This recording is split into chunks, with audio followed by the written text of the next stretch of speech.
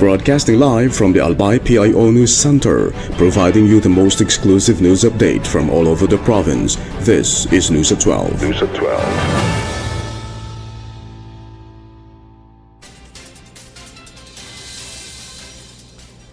In the local scene, Albay Governor Noel E. Rizal said the Pantao Port in Libon is being positioned as a future maritime gateway linking the province to Boracay and Iloilo. He made the announcement during the flag-raising ceremony at the provincial capital, where he outlined plans for potential commercial sea routes to Western Visayas. The initiative aims to tap tourism flows from Boracay and strengthen economic linkages with Iloilo. Rizal said the development would transform Pantao Port into a key hub for regional travel and logistics. He added that the project is expected to boost tourism and expand trade opportunities for Albay and nearby areas. Officials described the proposal as part of a broader efforts to improve inter-island connectivity and support regional economic integration.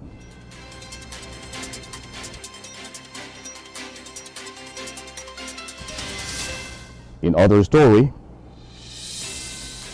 the provincial government of Albay has turned over 4 million pesos in financial assistance to local government unit of Libon for the installation of street lights to improve public safety and support tourism. Albay Governor Noel E. Rizal formally handed over the assistance to Libon Mayor Attorney Mark Gregor Edward C. Saison, saying that the project will improve peace and order by increasing visibility in public areas, especially at night. He added that better lighting is expected to deter criminal activity and enhance safety for residents. Saison also said the initiative will support tourism by making key areas more accessible and secure for visitors. He said the 4 million pesos allocation will fund Phase 1, covering street lights installation in the Central Poblacion, and additional phases are planned to expand coverage to other parts of the municipality. The funding forms part of the provincial government's efforts to strengthen public safety infrastructure across Albay.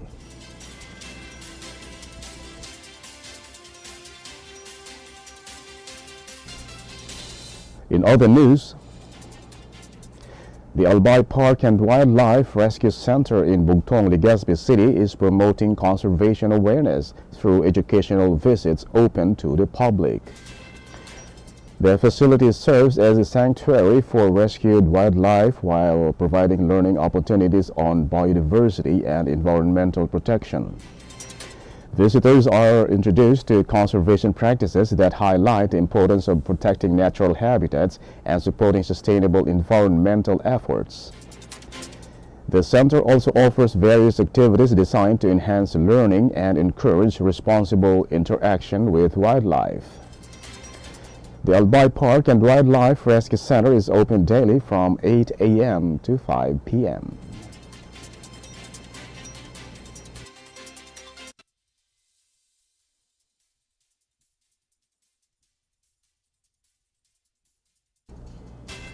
In the national scene,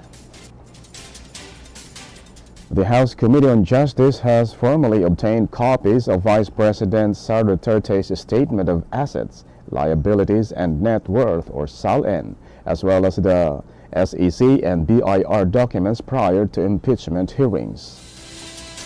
Representative Terry Redon verified receiving records ranging from 2022 to 2024, especially referencing documentation related to GenCorp Industries Incorporated and Times Square Honey Products Incorporated.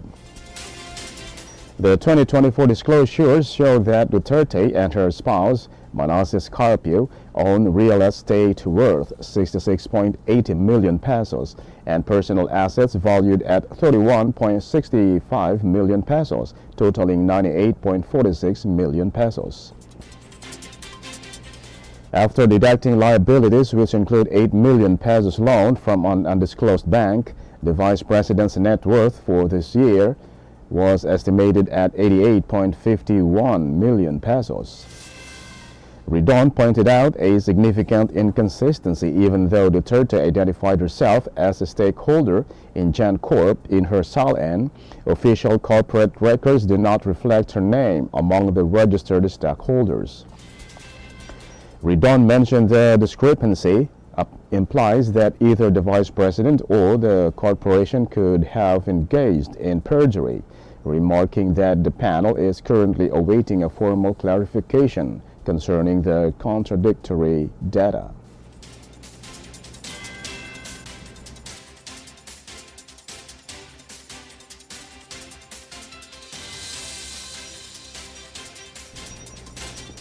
In other story,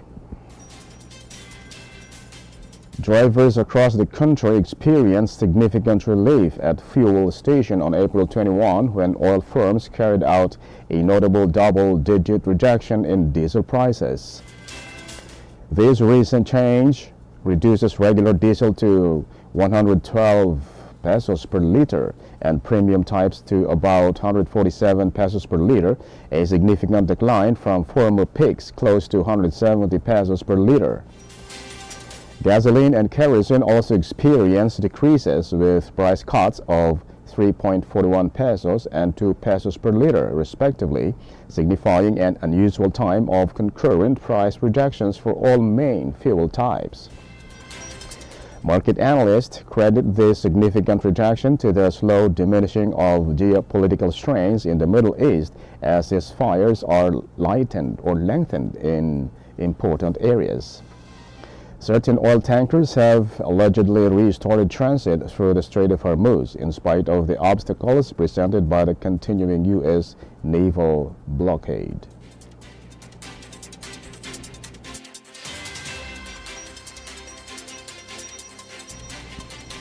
In other news, the top Philippine domestic banks funded for coal, gas, and renewables reached record levels in 2025, according to an annual fossil fuel divestment report released on Tuesday, April 21. The report indicated that coal funding has increased to its peak level since 2019, while gas investment hit $3.37 billion, demonstrating an immediate necessity to address policy gaps and limit gas funding. Between 2009 and 2025, the total financing for coal and gas reached $21.18 billion, representing over 50% of all energy financing, while renewables increased fourfold from 2024 to a historic $5.75 billion. Environmental advocates are pushing banks to protect the country from global price shocks instead of fostering vulnerability through ongoing fossil fuel investments. Yvonne Andres of the Center for Energy, Ecology and Development said that lagging banks need to quickly implement definite policies and declines to divest from carbon-heavy industries. The demand for a phase-out has escalated as countries worldwide get ready to convene in Colombia late this April for the first international conference solely focused on the fossil fuel phase-out treaty.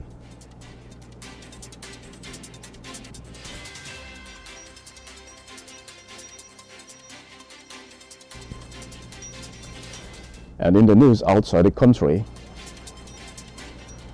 Iran Tuesday urged the United Nations to condemn the U.S. capture of an Iranian cargo vessel, describing the action as piracy and a violation of the ceasefire between Tehran and Washington.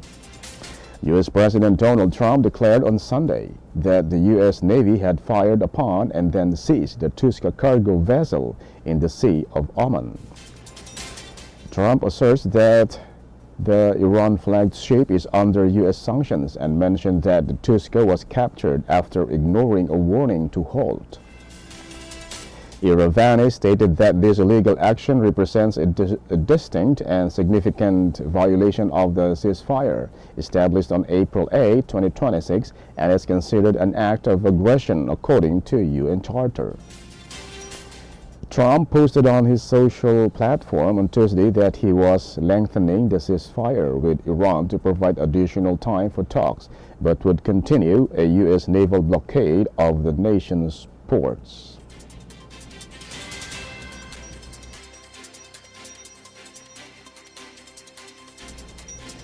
In other story,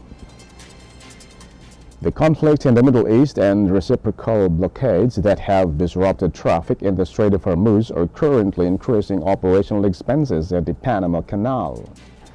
Asia's refineries are more frequently opting to procure oil or gas from the United States, transporting it via the transoceanic waterway rather than sourcing from Gulf nations.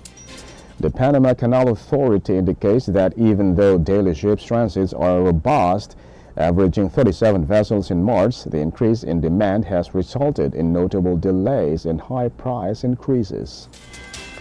Vessels without advance reservations are currently averaging 5 days of waiting time to pass through, resulting in competitive actions for last-minute transfers. The last auction's prices have soared from an average of $130,000 from October to February to nearly $385,000 in March and April. 5% of worldwide maritime trade moves through the Panama Canal, which acts as an essential connection between the U.S. East Coast and key Asian markets such as China, South Korea, and Japan. Official statistics indicate that during the initial 6 months of the 2026 fiscal year, the waterway saw 6,288 vessels transit, marking a 3.7% growth compared to the previous year.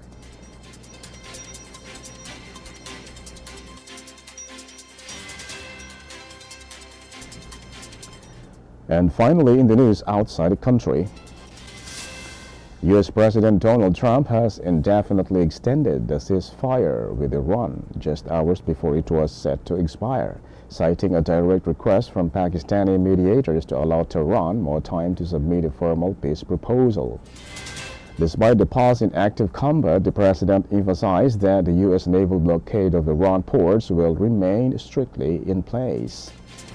The decision follows a weekend of escalating rhetoric where Trump previously suggested he was raring to go and expected a resumption of bombing. The intervention by Pakistani Prime Minister Shehbaz Sharif and Army Chief Azim Munir successfully secured this diplomatic window. UN Secretary General Antonio Guterres has welcomed the extension as a critical step toward de-escalation, and all eyes now turn to a second round of peace talks expected in Islamabad, which officials hope will lead to a permanent resolution to the conflict. And that's the news at 12, April 23, 2026. We'll be back next week for more news updates. Thanks to our news writers, Adrian Buragay, Naomi Ruth Hernandez, and LJ Lurejo. And on the technical side, Chad Bobis. And our Provincial Information Office OIC, Marty Gonzalez. And under the supervision of our Governor, Noel E. Rusal, I am Greg Hallare. Thank you for subscribing. Albay in my heart.